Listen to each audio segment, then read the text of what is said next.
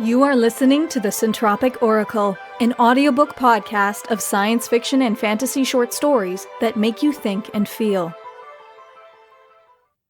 The Devil and the Deep Blue Sea by Towse. I'm convinced that I'm going to die. My arms are aching, and I've swallowed mouthfuls of water. I can no longer see the shore or hear the noise from the holidaymakers. The waves are lumpy and attack from all directions. The cyan translucency of the water near shore has been replaced with opaque darkness that threatens unfathomable depth.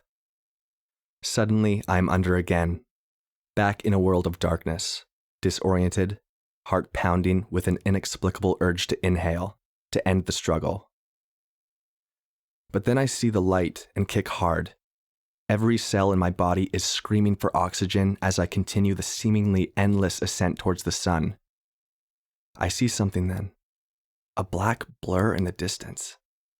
It's impossible to make out, but it's enough to create urgency and to deplete my oxygen levels further.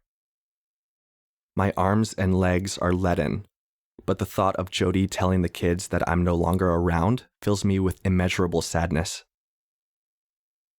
No, today is not the day. My head feels as though it is going to explode at any moment, but I continue to thrash desperately at the water. If I can just hold on. It's too late, though. I can hold my breath no longer, and the cold salt water begins to rush into my nostrils and mouth. And suddenly, I feel sunshine on my face, and even through the painful and violent rasping, I am filled with relief. Liquid leaks from my nostrils, and I cough up as much salt water as I can. My chest feels raw, but for now, I am still alive. I have a chance. Squinting at the diamond-like shimmer across the ever-changing meringue-like surface of the ocean, I look for a landmark, but I see only sky and ocean. How far have I drifted? I had felt the rip immediately. All I could do was conserve my energy and let it take me.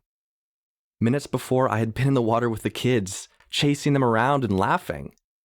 That doesn't seem as though it happened today. It feels distant, along with all my other memories. Why did I go back out? Jody had even shouted after me to stay between the flags, but I've been swimming for years. That rip was unnaturally strong, though. An approaching wave threatens to break on top of me. I try to relax and control my breathing, but my chest still feels on fire. It's a big bastard, and it's getting close. I have got to get this right. I thrust myself into the blackness again, but even under the blanket of water, the power of the breaking wave sends me somersaulting downwards. Finally, an eerie silence falls, and I begin to look for the light. But I have no idea which way is up, and I'm struggling for breath already. The pressure on my lungs is unbearable. This is it. There will be no last-minute reprieve. No miraculous rescue. Icy cold water begins to cascade through my nostrils and mouth. Pain surges through my entire body, and it feels like someone is injecting me with poison. That shape again. It is drawing closer. I'm starting to feel dizzy, and the pain is subsiding along with any hope of getting out of this alive. A single bubble leaves my lips towards the surface, and finally, the black shape reveals itself.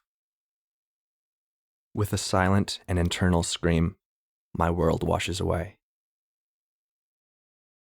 My eyes open to an immense, bright white light, momentarily disturbed by a sinister patch of darkness that passes over me.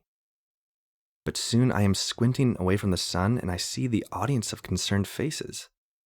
And when I spot Jody, pure exhilaration courses through my body. I urgently push myself up, but immediately I know something isn't right. Nobody rushes towards me. There are no murmurs from the crowd, and they continue to stare at the sand where I once laid. Suddenly, from behind, I can hear someone coughing and spluttering. and I turn to see my pale body convulsing water onto the sand. 2 lifeguards squat either side. One of them is shaking as he brings the defibrillator back towards his chest. He smiles through watery eyes, but reasserts his all-in-a-day's-work nonchalance. "Thought you were gonna, mate." Jody walks towards me and passes straight through my body.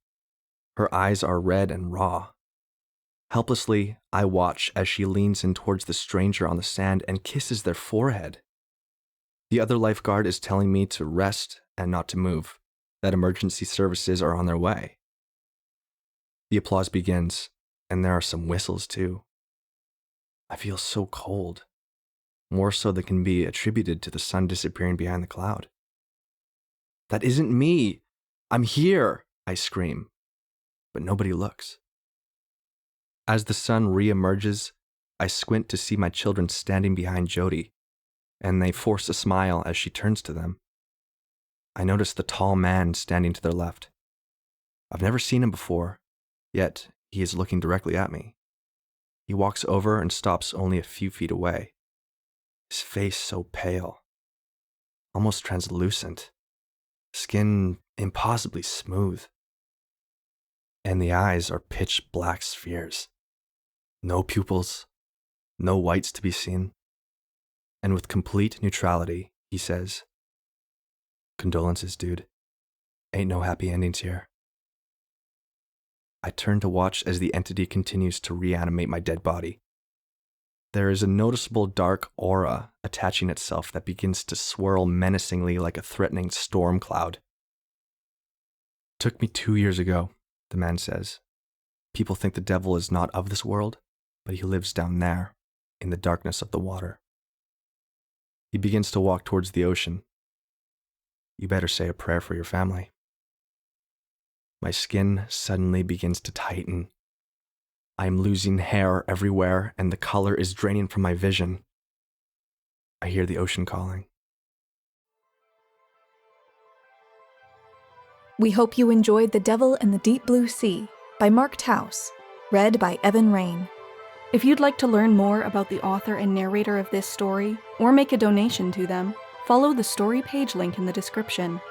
Pledge your support to us on Patreon for cool rewards and to help us bring you more stories. If you would like to submit a story for consideration or apply to be a narrator, a link to our submission guidelines is in the description.